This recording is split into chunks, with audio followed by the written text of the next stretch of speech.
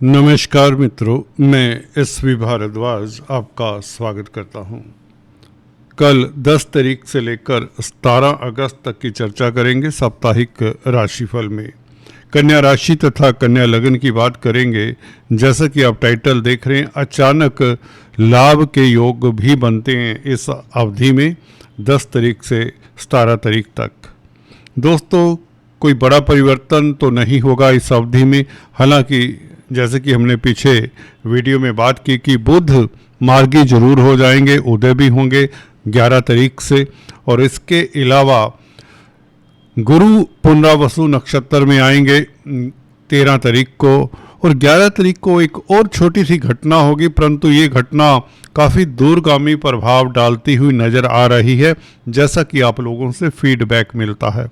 वह घटना दोस्तों, गुरु और शुक्र का ग्रह युद्ध। दोस्तों, जब भी दो ग्रह, दो प्लैनेट, याद रखिए, बिल्कुल सेम डिग्री पर हों तो उन ग्रहों में आपस में युद्ध होता है।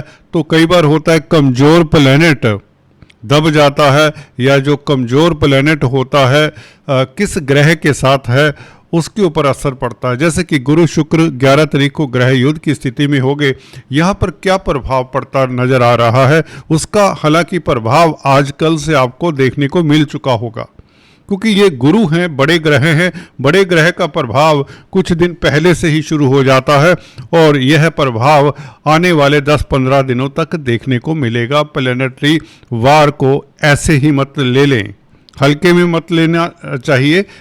इसमें क्या प्रभाव होगा पहले ये आपको बता दें एक पंक्ति में। देखिए, गुरु आपके लिए चतुर्थ भाव और सप्तम भाव के मालिक हैं।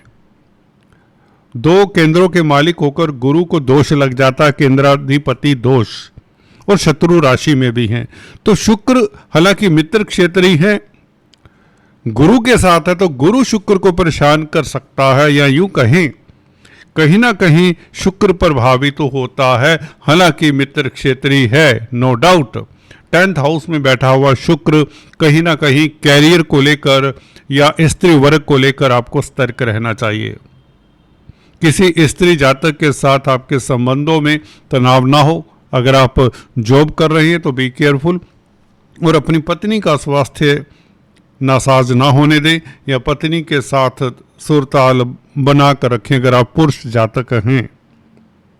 परंतु इसका एक लाभ ये भी हो सकता है, क्योंकि शुक्र भाग्य स्थान के मालिक है, कर्म भाव में है, और गुरु की डिग्री पर हैं। गुरु भी शुक्र की डिग्री पर 19 डिग्री के होंगे ये 11 तारीख को। तो इसका मतलब ये भी है कि 9th हाउस और 7th हाउस, 4th हाउस और 2nd हाउस ये ज़्यादा बलवान हो जाएंगे। इनका फल भी आपको मिलने के योग बनते हैं, कहीं ना कहीं धन आने के योग बनते हैं। कैरियर में कुछ खास भी हो सकता है, और व्यापार को लेकर रोज़मर्रा की आमदन बढ़ सकती है। ज़मीन जायदाद में कोई बड़ा प्रपोजल आपका सिरे चढ़ सकता है, पब्लिक में प्रतिष्ठा बढ़ सकती है, विदेशी कामकाज में सफलता मिल सकती है।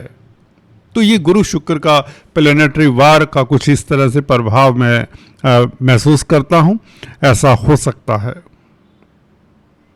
हालांकि बुध के उदय होने से 11 तारीख और मार्गी होने से व्यापार के लिए स्थितियां अच्छी, क्योंकि व्यापार के कारक है, और बुध आपको पता ही है आपके 11वें भाव में है, लगन के मालिक हैं। तो बुध के कारण डेफिनेटली कम्युनिकेशन के क्षेत्र में हैं, जो आईटी लाइन में हैं, जो कमीशन का कामकाज करते हैं, उनके लिए स्थितियां बहुत अच्छी रहेंगी, ये बात तो निश्चित है।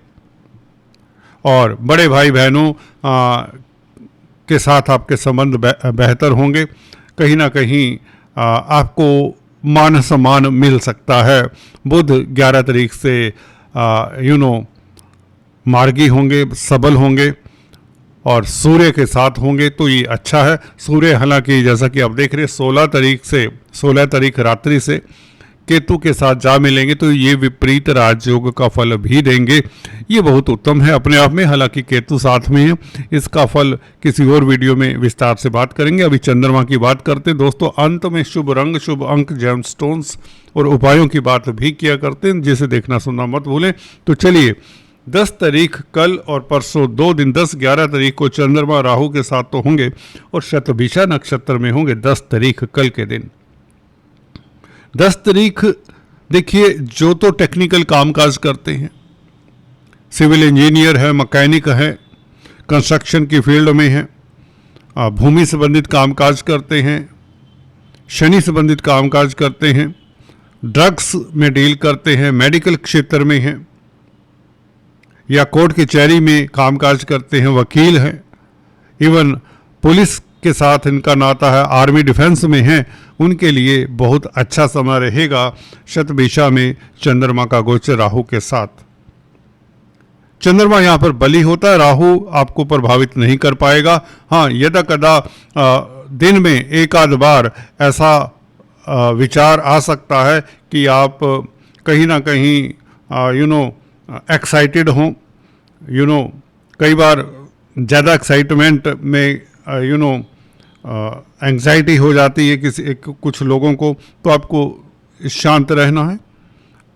किसी के साथ विवाद की स्थिति में अपने आप को आवेश में नहीं लाना, क्योंकि जब कार्मिक पीरियड चल रहा होता है, शनि मंगल आपस में दृष्टि संबंध बनाए हुए हैं, तो आपको ऐसी स्थिति में राहु इत्यादि जो कि शनि की राशि में है, आप में आवेश नहीं आना चाहिए। जोश में किसी के साथ वैमनस्य या दुश्मनी जो चल रही है या हो सकती है, उसको आपको माफ़ करना चाहिए। अदरवाइज़ खुद का कई बार नुकसान होते देखा गया है जब राहु के साथ इस तरह के चंद्रमा बैठे हों, यह ग्रह गोचर इस तरह का हो।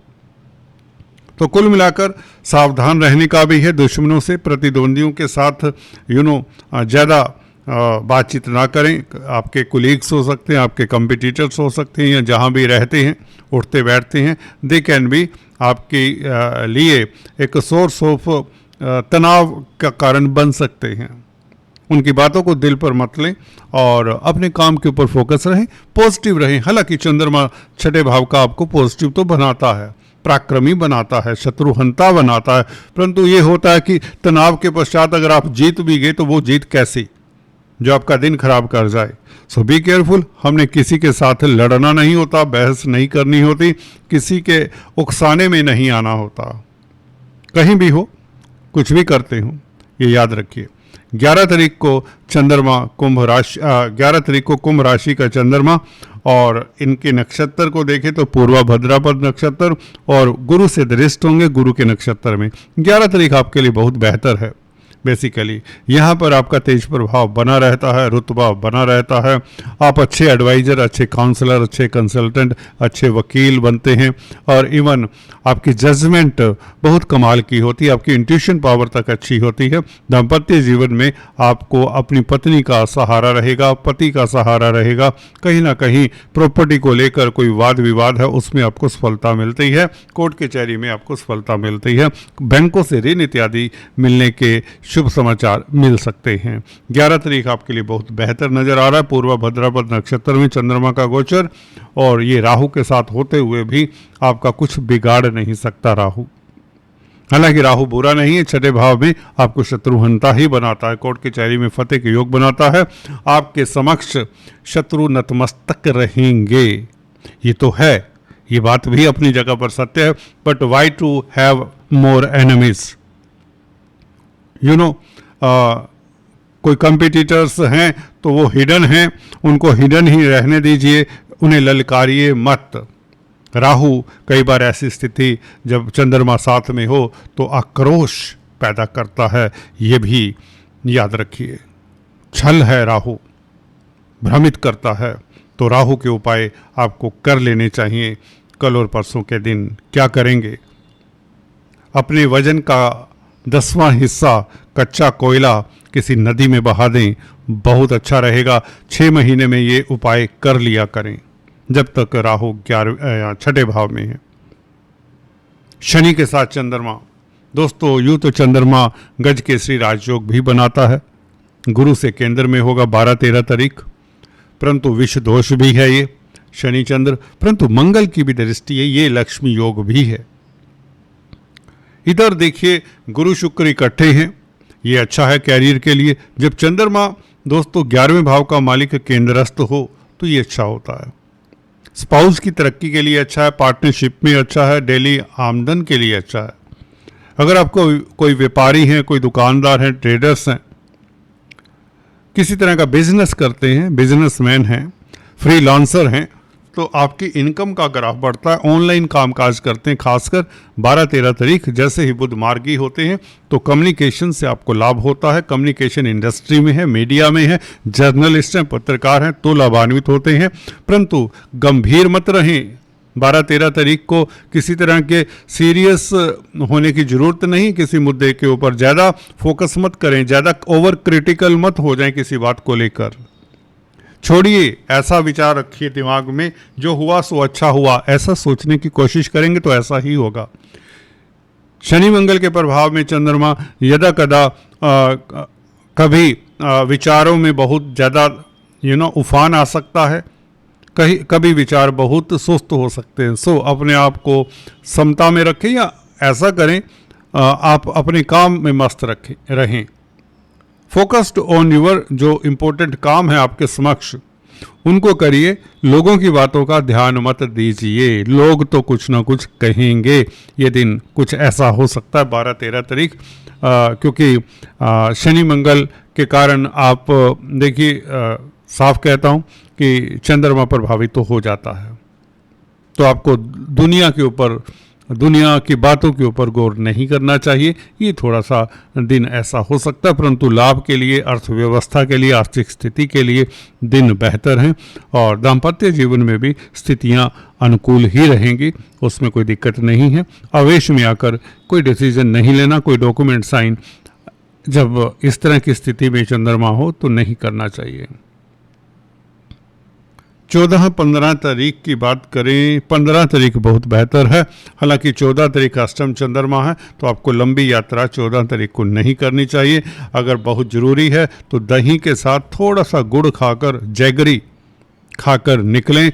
और मंत्र आपको बता देता हूँ, बल्कि हनुमान चालीसा का जाप करके निकलें, क्योंकि मंगल से दृष्ट रहेंगे चंद्रमा अष्टम भाव में, मंगल की राशि में, तो अवॉइड करें। वैसी मेरा ये मानना है, जब चंद्रमा अष्टम भाव में हो, मंगल जैसे ग्रह से दृष्ट हो जो चोट फेट के कारक हैं, तो हमें यात्रा अवॉइड करनी चाहिए, अनलेस बहुत बड़ी इमरजेंसी है। 15 तारीख चंद्रमा बेहतर होंगे भरनी नक्षत्र में, शुक्र के नक्षत्र में। शुक्र कर्म भाव में, भाग्यस्थान के मालिक, तो विदेशों से लाभ, विदेशों से शुभ समाचार। अगर आप विदेश सेटल्ड है तो आपके लिए दिन बेहतर है, कोई सुखद समाचार, आप तनावों से मुक्त रहेंगे। अगर विदेशी कामकाज कर रहे हैं, विदेश सेटल्ड हैं, घर से लाखों करोड़ों मील दूर सेटल्ड हैं, तो धन की स्थिति बेहतर होती है, लव लाइफ बेहतर होता है, स्त्री वर्ग से आपको लाभ होता है। अगर सौंदर्य प्रसाधन इत्यादि डायमंड इंडस्ट्री में कामकाज करते हैं, जी हाँ दोस्तों, डायमंड्स का सेल परचेज करते हैं या गोल्ड का सेल परचेज करते हैं, तो दिन बहुत उत्तम रहेगा। 16-17 तारीख चंद्रमा उच्च के होंगे, एक्साल्टेड, शनि से दृष्ट भी होंगे नो डाउट, परंतु 11वें भाव का मालिक है चंद्रमा का उच्च का होना, धन बरसेगा दोस्तों, अटका हुआ धन मिले, मित्रों की मदद से धन मिले, मित्रों का साथ रहेगा, समाज में प्रतिष्ठा बढ़ेगी, मान सम्मान बढ़ेगा। 16 तारीख आपके लिए लाजवाब रहने वाली है, खासकर विदेशी कामकाज में आपको लाभ, मल्टीनेशनल कंपनीज में कामकाज करने का मौका मिलेगा। और शनि से क्योंकि दृष्ट हैं तो आपकी प्रैक्टिकल अप्रोच आपको अचानक से लाभ करवा सकती है। शेयर स्टॉक मार्केट से लाभ के योग बनते हैं और लॉटरी इत्यादि के योग तक बनते हैं। 16-17 तारीख दोनों ही बेहतर हैं। तो कुल मिलाकर ये था चंद्रमा का गोचर। चलते चलते लक्की नंबर, लक्की कलर, जेम स्टोन उपायों की बात कर लें। दोस्तों, अगर आप शेयर स्टॉक मार्केट में कामकाज करते हैं तो आपके लिए जो शुभ अंक है वह रहेगा दोस्तों 5, 14 और 23। और शुभ कलर की बात करें, शुभ रंग की बात करें तो वह रहेगा light blue, sky blue. Gemstones हम अक्सर बताते हैं, जो पहली बार हमारे इस चैनल को देख रहे हैं उनके लिए बताना चाहूँगा। और उनसे निवेदन भी है, अगर आपने अभी तक सब्सक्राइब नहीं किया तो कृपया सब्सक्राइब करने के पश्चात बेल आइकन दबा दें। तो आपके लिए जेम स्टोन्स दोस्तों पन्ना बनता है, एमराल्ड ग्रीन कलर का ट्रांसपेरेंट सा स्टोन होता है और इसे अपनी सबसे छोटी उंगली में, राइट हैंड में धारण करें, बुधवार के दिन धारण करें। अगर आप पुरुष जातक हैं, अगर आप महिला जातक हैं तो आपको लेफ्ट हैंड में धारण करना चाहिए। शुद्ध कराकर धारण करें, संकल्प करवाकर धारण करें तो और भी अच्छा। चांदी में धारण कर सकते हैं, सोने में भी धारण कर सकते हैं, परंतु उसके लिए आपको एक्सपर्ट एडवाइस ले लेनी चाहिए। अगर बुध गुरु के साथ है आपकी कुंडली में तो ये स्टोन भूलकर भी धारण नहीं करना चाहिए।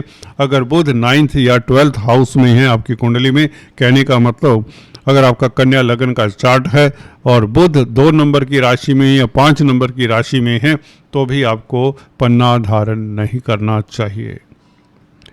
तो क्या करना चाहिए? आपको बुध के उपाय करने चाहिए। बुआ बहन बेटी के साथ बनाकर रखें, छोटी कन्याओं को कुछ न कुछ खिलाएं, हरी सब्जियों का दान करें, ग्रीन वेजिटेबल्स का, विष्णु भगवान का ध्यान किया करें बुधवार कम से कम। डॉग्स को फीड कर सकते हैं, कुत्तों को कुछ ना कुछ खिलाते रहें, खासकर स्ट्रे डॉग को। और इसके अलावा दूसरा स्टोन ओपेल बनता है जो शुक्र का स्टोन है। शुक्र का स्टोन धारण करने से कहीं ना कहीं भाग्य साथ देता है। विदेश जाना चाहते हैं तो ये स्टोन कहीं मदद कर सकता है, धन की स्थिति बेहतर करता है, पारिवारिक रिश्ते मधुर करता है। डायमंड आपको मेरे हिसाब से ज़रूर डालना चाहिए अगर खासकर आपको स्किन ट्रबल्स भी हैं, त्वचा के रोग हैं या एलर्जीज इत्यादि ज़्यादा है, बुध भी कमज़ोर है, तो आपको डायमंड ज़रूर धारण कर लेना चाहिए। याद रहे ये डायमंड आपकी त्वचा को टच करे।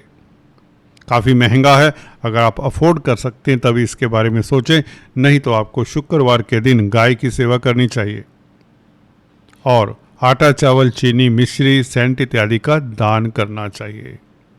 Do this, God is with you, always remember.